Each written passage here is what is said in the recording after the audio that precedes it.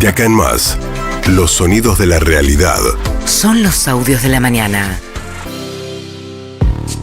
Bien, Javier Milei ayer en La Nación Más, para variar, va rotando por la programación de La Nación Más, ordenó al aire que el Congreso Nacional dé marcha atrás con el incremento de las dietas de diputados y senadores. Recordemos que las dietas de los diputados y senadores están enganchadas a la de los trabajadores del Parlamento, habían obtenido una paritaria del 30% y también se quedaron montados a ese aumento. Claro. Porque después Javier Milei le echó la culpa y dijo, no, porque es de la época de Amado Boudou, cuando era vicepresidente, la resolución inicial que enganchaba los salarios de los legisladores a los de los trabajadores, pero hubo varios momentos en que los aumentos se dieron desenganchando la pandemia, por ejemplo. Claro, porque lo puede establecer el propio cuerpo, la Cámara de Diputados y Senadores. Bueno, ¿qué dijo Milei?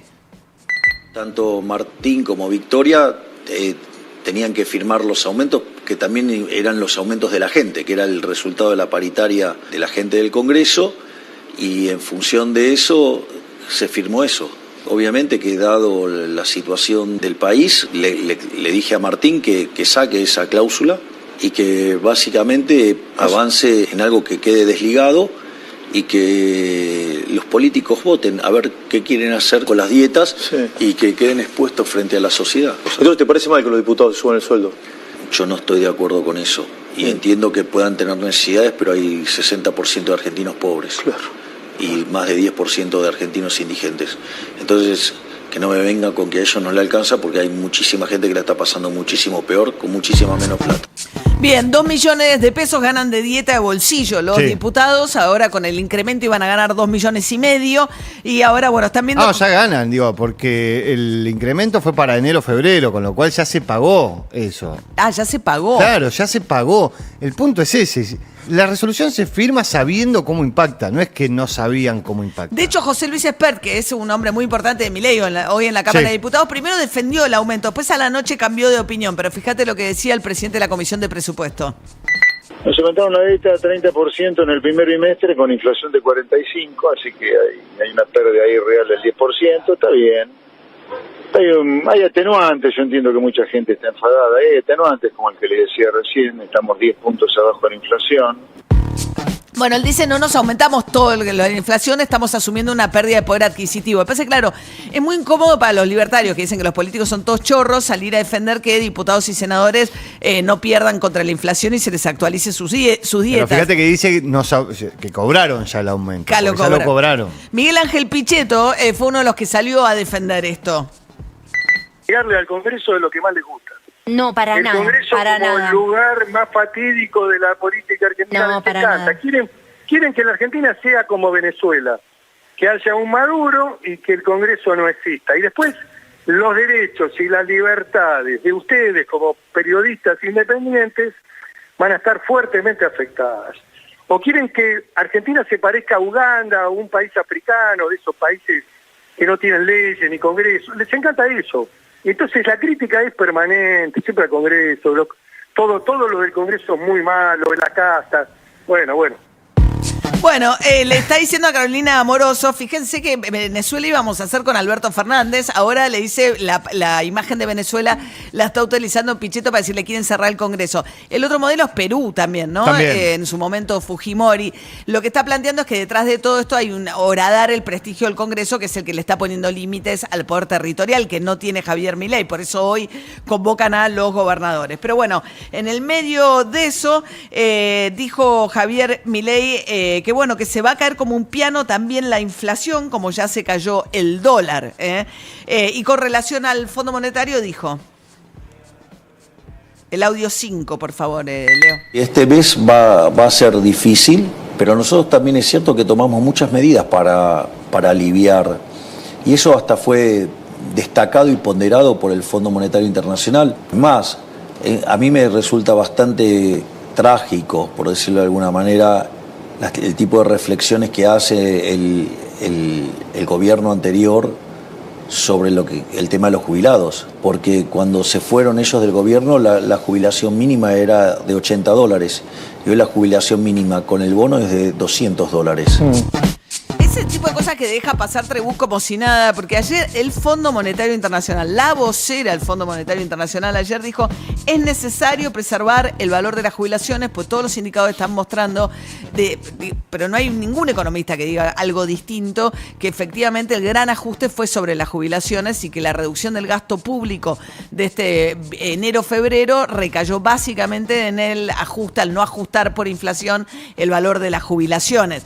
Milei lo que hace es calcularla en dólares y no en el poder adquisitivo real que tiene la jubilación. También dijo que habían reforzado la tarjeta alimentar, que duplicaron la asignación universal y que extendieron la ayuda escolar. La ayuda escolar que mencionaba que triplicaron es una vez al año, que son 70.000 pesos. O sea que no es algo que se sostiene en el tiempo. Y duplicaron asignación universal y tarjeta alimentar y tuviste ya una inflación del 60 y pico. O sea, es cierto que esa fue la prestación social que mejor reforzaron. Pero duplicaron esas prestaciones sociales por abajo de la inflación, o sea, con la capacidad de compra. No, al alimentar no y la asignación universal no. Sí, porque la alimentar la aumentaron un 100% respecto del año pasado y la inflación fue el doble. Ah, bueno, pero hay que ver respecto a qué momento del año pasado. Pero la aumentaron respecto del año pasado un 100% y la inflación acumulada fue el doble, con lo cual la capacidad de compra te queda lejos. Lo que dijo el Fondo Monetario es que no tiene que recaer es algo con lo que el Fondo Monetario viene insistiendo, que no tiene que recaer mayoritariamente sobre los trabajadores más pobres el esfuerzo del ajuste.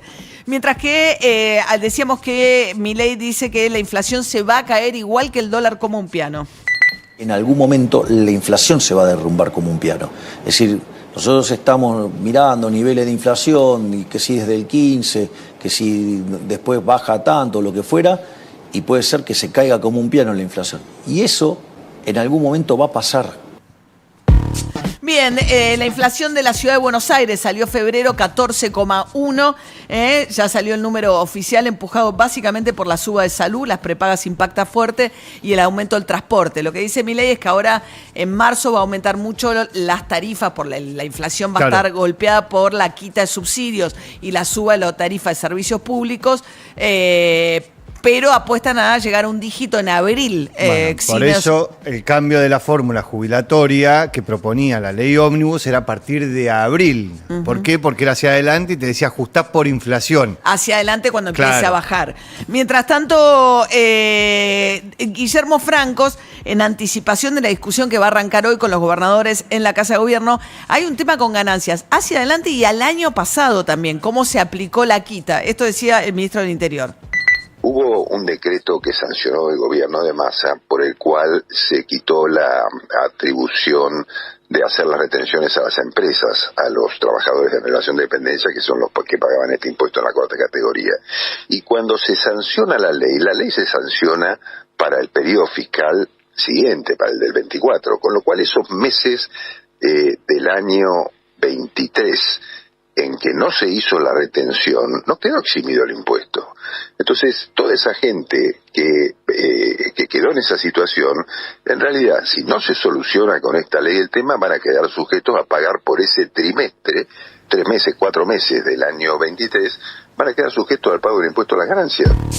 Bien, eso decía Guillermo Francos, con lo cual dicen algo tenemos que hacer con los de relación de dependencia. Claro. Están hablando de los que dejaron de pagar con la resolución de Massa, que hoy son a partir de 1.400.000 pesos, ¿no? Sí. Lo que pasa es que para que reponerle a los gobernadores la plata que dejaron de recaudar vía coparticipación, lo que les llegaba de ganancias, los gobernadores le querrían que le den algún otro impuesto que no sea ganancia, porque a muchos de los gobernadores, por ejemplo los patagónicos, le pega en los trabajadores del petróleo, muchos de los trabajadores sobre todo del sur, empezarían a pagar ganancia de vuelta, con lo cual de bolsillo vos le estarías sacando plata, es como bajarle el sueldo a esta altura a esas personas, que además van a estar enfrentando unos meses donde van a empezar a impactar fuerte en la clase media alta o clase media, todo lo que es quita de subsidios. Bueno, mientras tanto, Alberto Fernández está en México. Contó ayer Milei que lo había llamado por teléfono para desmentir que hubiese compra de champán Cristal durante su presidencia. Milei volvió a pedir disculpas porque dijo que ya le aclararon que es abstemio a Alberto Fernández y dijo que no habían conversado el tema que ahora tiene un poco contra las cuerdas a Alberto Fernández, que es los negocios del marido de su secretaria privada, un hombre de los seguros, el rubro en el cual trabajó toda la vida Alberto Fernández. Sí. ¿Por qué? Porque había intermediarios en la contratación de seguros de ciertas divisiones de la administración pública. La pregunta es si hubo indicación de que esos negocios fueran a parar al marido de María Cantero, que fue aportante de la campaña de Alberto Fernández y que era el dueño del búnker donde se instaló en campaña presidencial Alberto Fernández. Estas son algunas de las cuestiones que investiga el juez Ercolini. ¿Qué dijo Alberto? Ayer alguien dijo que mientras yo era presidente se almorzaba y se cenaba con champán Cristal. Ya corrigió, ¿no? Y a la noche tuvo que decir es mentira. Para atrás. Yo creo que eso, y yo agradezco el gesto de desdecirse. Bueno, yo quisiera que todos tuvieran la misma actitud. Allá en la Argentina se ha fortalecido mucho el poder mediático concentrado y que eso es un enorme riesgo para la democracia. Y son ellos los que atacan, pero bueno, qué sé yo, lo hacen hace muchos años. Han utilizado el sistema para atacar y ser duros. Pero bueno, son tiempos que hay que pasar. Yo estoy para explicar todo lo que tengo que explicar porque tengo la tranquilidad de que no he hecho no he cometido ningún hecho indebido. Bien, ayer hablando de medios se armó una situación rara que ahora está muy presente en redes, que es que C5N, que pertenece a Cristóbal López, ligado al kirchnerismo históricamente, empezó a sacar la información de que Telam, la agencia oficial, que entre sus funciones tenía la de intermediar en la atribución de la publicidad oficial y contratar, digamos, la creatividad de las campañas o los contenidos de la publicidad oficial, contrataba una agencia que está vinculada, que es de Patucho Álvarez, que es una de las figuras más importantes de la cámpora, ¿no? Entonces, dice Santiago Patucho Álvarez y Tomás Aguerre, con pasado, recibieron trabajos terciarizados de creatividad. Telam era la terminal de contratos millonarios para una consultora de dirigentes de la cámpora, tituló C5N. Entonces ahí Lila Lemoine, con bastante humor, hay que decirlo, dice, basta C5, no me obligues a retuitearte, porque le gusta esta información. Todo esto tiene que ver además con una interna de negocios, también de ese mundo, donde C5 entendía que la agencia de Patucho Álvarez y de la cámpora no lo favoreció específicamente tanto a C5N, sino a otros medios del kirchnerismo. De hecho, ayer en X la tendencia era hackearon C5N. La gente entendía que lo habían hackeado, que no podían haber publicado esa noticia. Claro, está todo el mundo un poco desconcertado, pero esas son internas del mundo kirchnerista, básicamente, que saltan de esa manera.